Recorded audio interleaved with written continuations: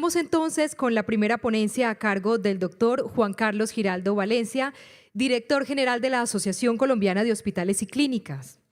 Médico cirujano graduado de la Universidad Caldas en Colombia, especialista en alta dirección del Estado de la Escuela de Alto Gobierno de la Escuela Superior de Administración Pública ESAP, con estudios en formulación y evaluación de programas y proyectos sociales de la CEPAL, máster en Administración de Salud de la Universidad Javeriana y magíster en Gestión de Centros y Servicios de Salud de la Universidad de Barcelona. Entre los cargos que ha desempeñado figuran asesor de la Unidad de Desarrollo Social de la División de Salud y Seguridad Social del Departamento Nacional de Planeación de Colombia, viceministro de Salud de Colombia, ministro de Salud encargado en nuestro país, defensor delegado para la Salud y la Seguridad Social de la Defensoría del Pueblo, y desde el año 2001 es el director general de la Asociación Colombiana de Hospitales y Clínicas. Bienvenido, doctor, adelante.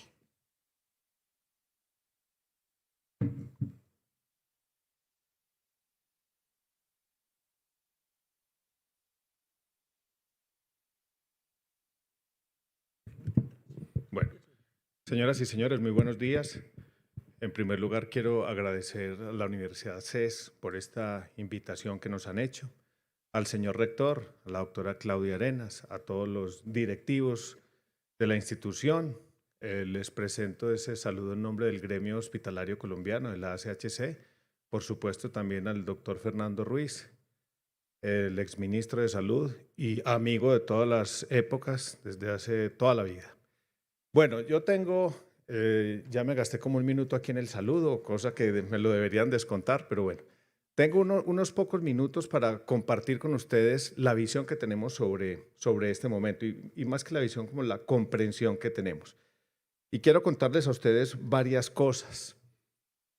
Todo esto está en documentos que yo se los voy a compartir y que van a quedar para la memoria de este evento, pero me parece que ya acá llegando al punto del debate sobre lo que es el sistema de salud y lo que debería ser una buena reforma, nosotros de entrada le estamos diciendo al país desde hace mucho tiempo, tenemos que en nuestro diagnóstico local hacer un diagnóstico justo.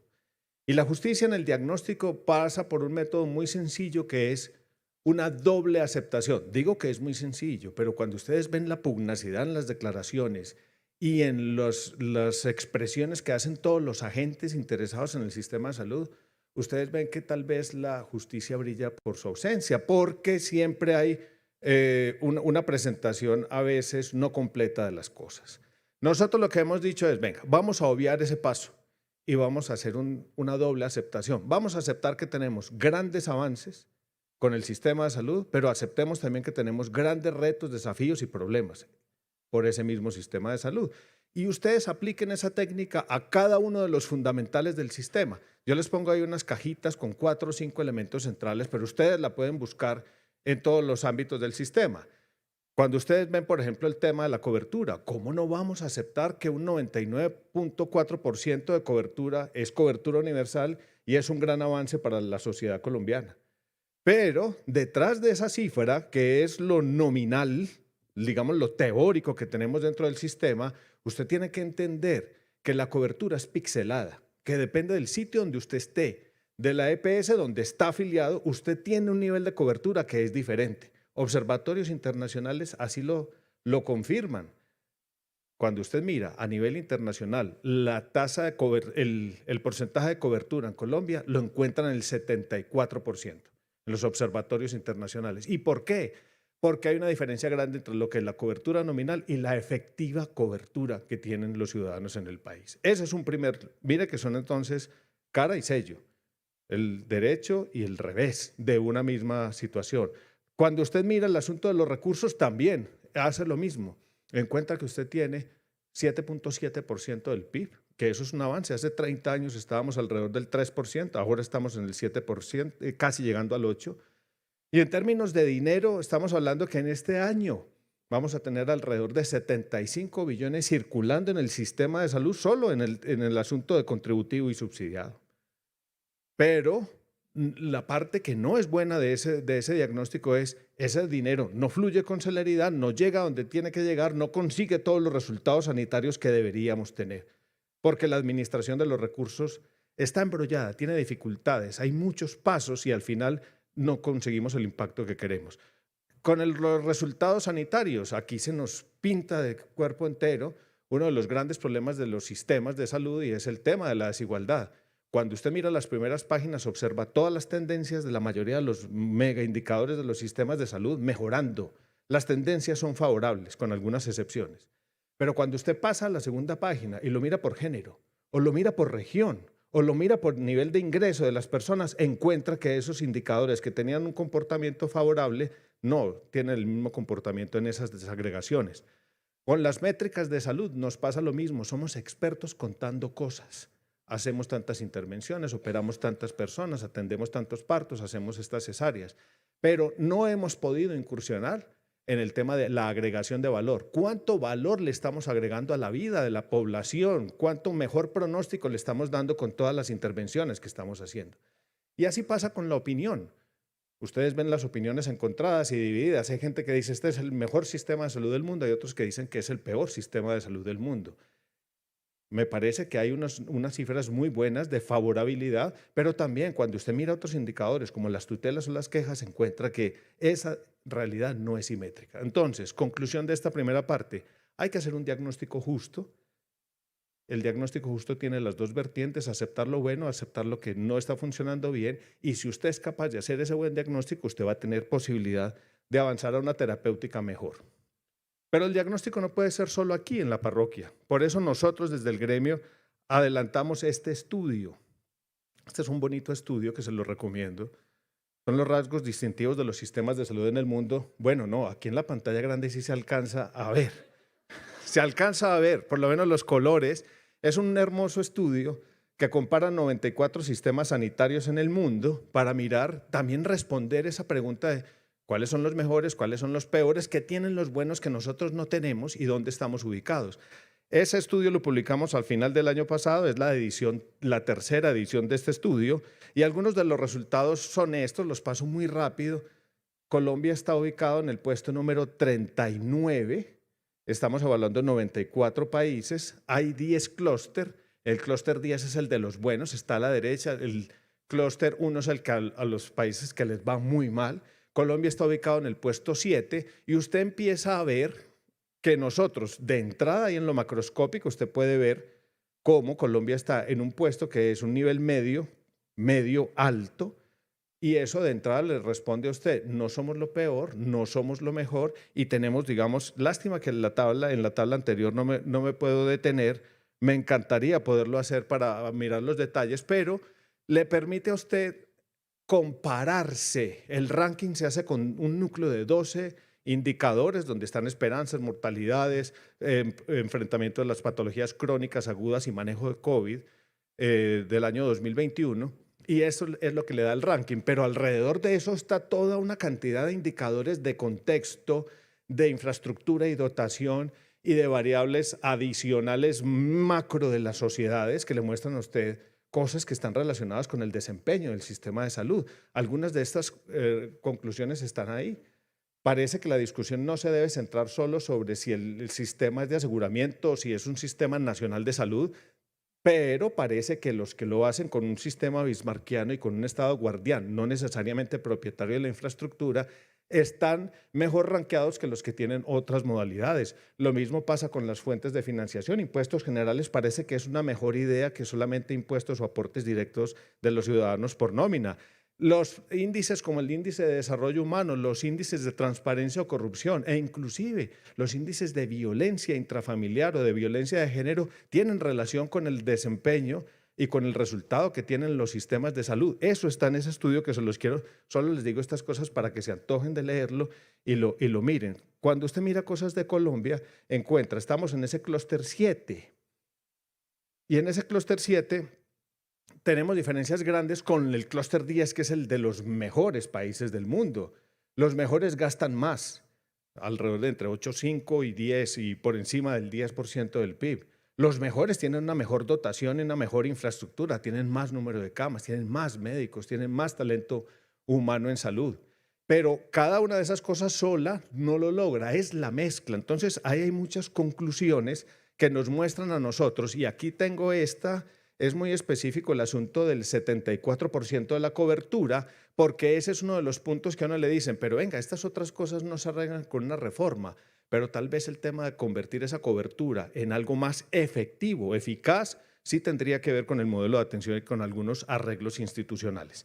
Les dejo eso entonces de entrada para decirles, miren, nosotros en este debate como gremio, ¿qué hemos querido hacer? Aportar un diagnóstico equilibrado, que es la doble aceptación, aportar una mirada internacional para poder saber dónde estamos y cuál es la senda de mejoramiento, y hablar mucho sobre el asunto del sistema de salud.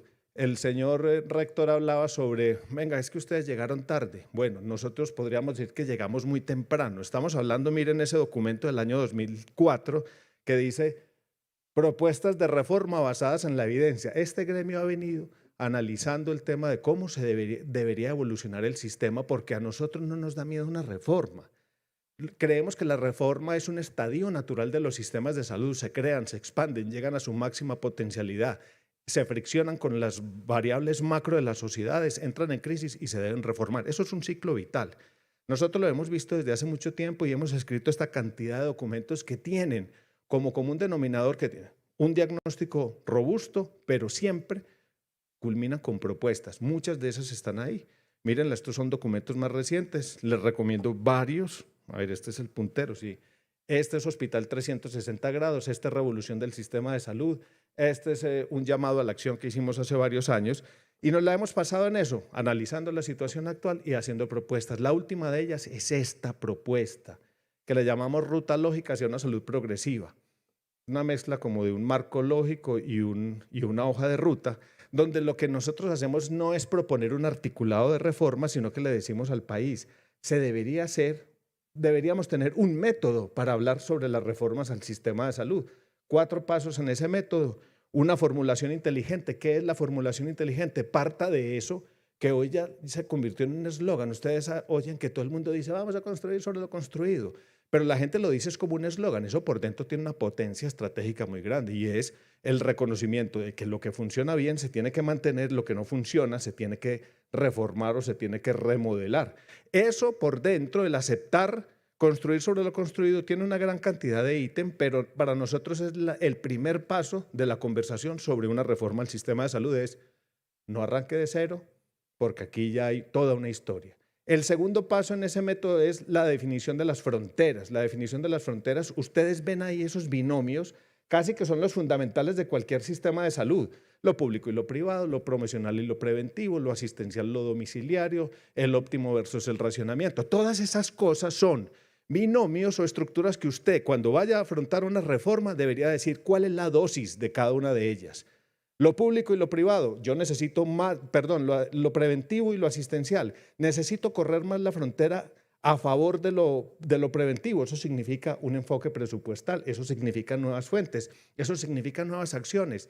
Si usted no tiene en cuenta estas cajitas o estos binomios para mover la frontera, usted va a hacer un ejercicio netamente teórico. Esto tiene que tener una correlación con los recursos existentes. El tercer paso es la transformación de los roles. Pues, ¿cómo vamos a tener un cambio si vamos a hacer todos lo mismo? Pero los roles no tienen que cambiar solamente en las EPS.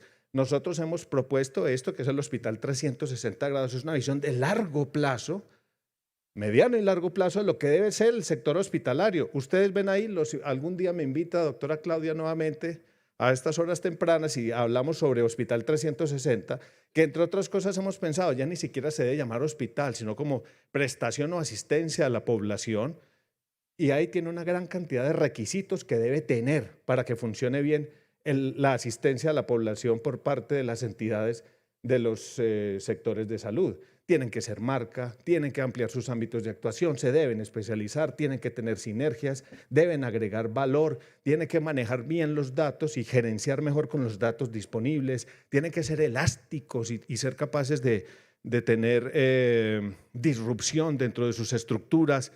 Eso está ahí y esa es la apuesta que nosotros y la propuesta que decimos, nosotros nos tenemos que transformar. Pero ojo, el aseguramiento, y tengo que pasar rápido porque el tiempo corre mucho, es nosotros pensamos en nuestra propuesta que el sistema de salud colombiano tiene que ser un esquema de aseguramiento. Pero aquí se ha hecho una reducción que me parece fatal en el discurso y es aseguramiento es igual a EPS. No, La EPS es una parte importante del aseguramiento, pero el aseguramiento es la resultante de una gran cantidad de factores: las fuentes de financiación, el cálculo actuarial, el diseño de la UPC, el plan de beneficios en salud, la red integrada de atención, la vigilancia, el control, la rectoría, la gestión del riesgo, y al final todo eso sale un resultado que se llama aseguramiento. Ojo, sobre eso se debe construir. Nosotros creemos que las EPS sí deben transformar su papel. Hemos hablado de que sean unos administradores regulados, que manejen toda esa experticia que tienen en la especialización administrativa al interior del sistema sin necesidad de que manejen todo el recurso.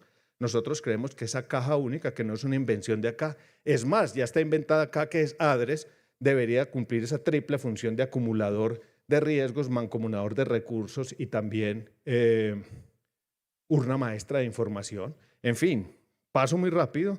Y tiene que haber unos cambios en la relación de poder basados en los sistemas de información y una serie de coadyuvantes, no zonas grises, no integración vertical, y una serie de mecanismos que ayudan en el tema financiero, por ejemplo, los fondos de garantía y los esquemas de salvamento. Esa para nosotros es una reforma, se la resumo aquí con este yenga. Ojo, si usted va a insertar o a cambiar una pieza, pues no puede derrumbar toda la estructura. Esa es la gracia del juego, ¿sí?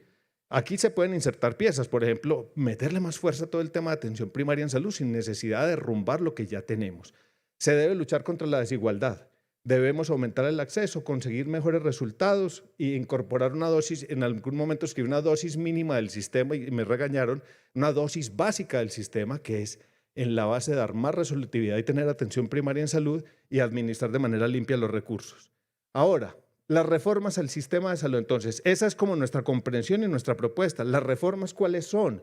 Miren también, señor rector, no es que aquí se está hablando de reforma al sistema de salud desde hace mucho tiempo. Miren, aquí arrancó en el 93, pero desde el 2007 ya se hizo una primera ley importante, la 1122, y seguimos por todo este camino hasta que llegamos a este punto de hoy. Eso para decirles que la reforma es un estadio de conversación del sistema. Hay unas que si se hubieran implementado, Fernando, de manera completa, no estaríamos en el trance que tenemos hoy, la 1438 y la 1122.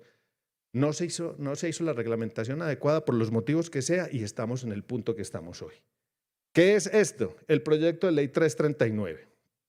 Ojo, arranco con eso y soy muy reduccionista en esto, pero quiero transmitirles a ustedes como esta forma de ver el asunto, y es, no podemos seguir en esta discusión maniquea, todo es bueno o todo es malo. En la mitad hay cosas que son valiosas. Nosotros miramos este proyecto de ley y le encontramos puntos a favor, a mejorar y puntos a cambiar. Puntos que nosotros creemos que son fundamentales de la propuesta: tener más énfasis en atención primaria en salud. Yo creo que nadie está en contra de eso. Aumentar la capacidad resolutiva de la baja complejidad, tampoco. Que haya una nueva institucionalidad hospitalaria pública, yo creo que eso es deseable. En muchas partes ese hospital es la única cara de la soberanía sanitaria o de la presencia del Estado que ve la gente. Que haya mayor participación social, que la red de prestación sea público-privada como la tenemos hoy, que se hable fuerte de determinantes sociales en salud y de giro directo, son puntos centrales de este proyecto que nosotros compartimos, pero hay muchos puntos a mejorar. ADRES, ya les dije cuáles son las funciones que debe tener, no debe tener una repartición territorial. El talento humano no puede esperar que solo en gracia de esta reforma se va a mejorar su situación. Hay que hablar con el sector educación, hay que hablar con el sector que genera empleo, hay que hablar con otros sectores, con Hacienda, para mirar cómo vamos a mejorar la condición del talento humano en salud. Las entidades territoriales me parece que las están sobrevalorando en este proyecto de ley. Creen que van a poder asumir muchas competencias. ¡Qué peligro! Yo creo que hay que someterlas a un esquema de habilitación antes de darle todas esas competencias. La adscripción automática creemos que es una buena idea para que se entienda que la red privada va a ser importante en el siguiente sistema de salud, y el tema de tarifario único no, debe ser un tarifario piso con unas diferenciales y con unos esquemas de incentivos por calidad y resultados. Y puntos que se tienen que cambiar, ya dije, ADRES no puede funcionar regional, ni puede asumir funciones detallistas, ni puede ser el auditor, ni debe haber fondos regionales. Eso lo debe hacer la actual EPS convertida en administrador, en articulador o en gestor. Tiene que hacerse explícitas las nuevas fuentes de financiación. Si tenemos tantas nuevas competencias, pues tiene que haber nuevas fuentes de financiación. No puede haber competencias cruzadas entre los actores. Crean esa cantidad de consejos y de y de nuevos organismos van a tener competencias muy parecidas. Esas zonas grises van a generar problemas de la gobernanza del sistema y también en este proyecto se están tocando códigos como el código disciplinario, se está reformando la ley 715 y eso necesita otra mirada. Pero paso muy rápido por ese proyecto. ¿Por qué? Porque es que los quiero llevar a ustedes a esta reflexión y no es el único proyecto de ley. Entonces, si estamos hablando de reforma, tenemos que mirar de manera panorámica, no podemos ser monoculares. Hay 5 proyectos más. Les voy a dejar esto, no me puedo detener porque el tiempo se acaba, me queda 1 minuto, pero tenemos este ejercicio que se los queremos dejar a ustedes como insumo, donde cogimos los 6 proyectos de ley que hay. Ahí está, Centro Democrático, Pacientes Colombia, otro del Centro Democrático, uno de Cambio Radical, uno del CLU, que es Conservador Liberal, y la U, y a la derecha está la columna del proyecto de gobierno, el 339.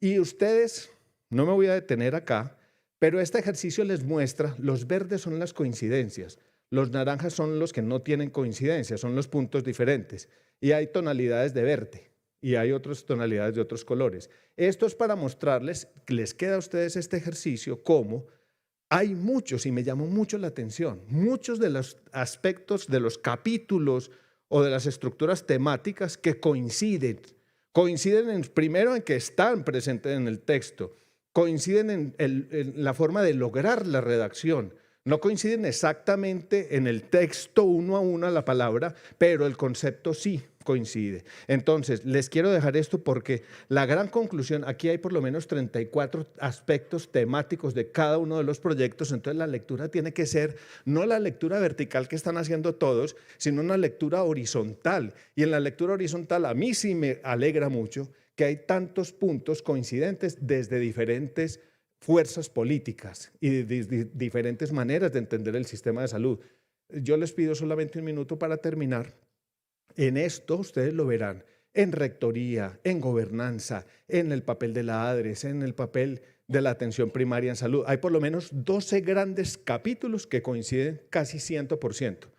Y hay otros 8 o 10 en los que hay unas coincidencias discretas. Y hay otros que ustedes ven los blancos que no fueron de interés para los legisladores. Les dejo este trabajo.